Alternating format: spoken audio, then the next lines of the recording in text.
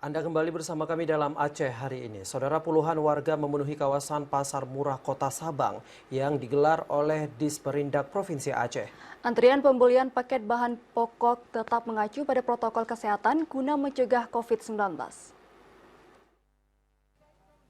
Puluhan masyarakat mengantri di pasar murah yang digelar Dinas Perindustrian dan Perdagangan Aceh yang berlangsung di kawasan Gampung Imele, Kota Sabang. Kepala Disperindak Koperasi dan UKM Kota Sabang, M. Yusra, mengatakan komoditi yang dijual adalah beras, minyak goreng, tepung terigu, dan telur ayam. Bahan pokok tersebut kebanyakan lebih murah Rp3.000 dari harga pasar normal.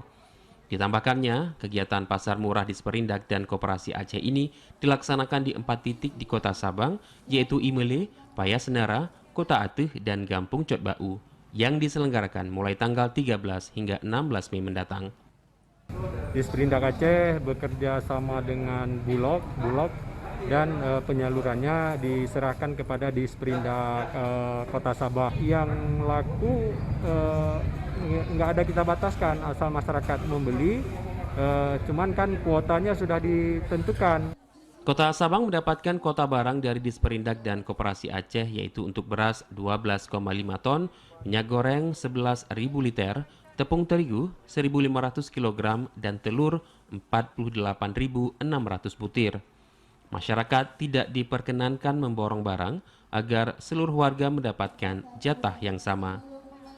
Yuni, salah seorang warga, mengatakan pasar murah ini sangat membantu.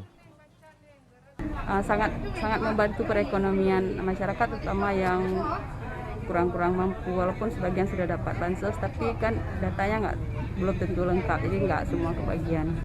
Dari amatan TVRI, gelaran pasar murah juga menerapkan protokol pencegahan COVID-19, yaitu menjaga jarak, memakai masker, dan mencuci tangan saat masyarakat mengantri. Dari Kota Sabang, Mahfud Taher, kontributor TVRI Aceh, melaporkan.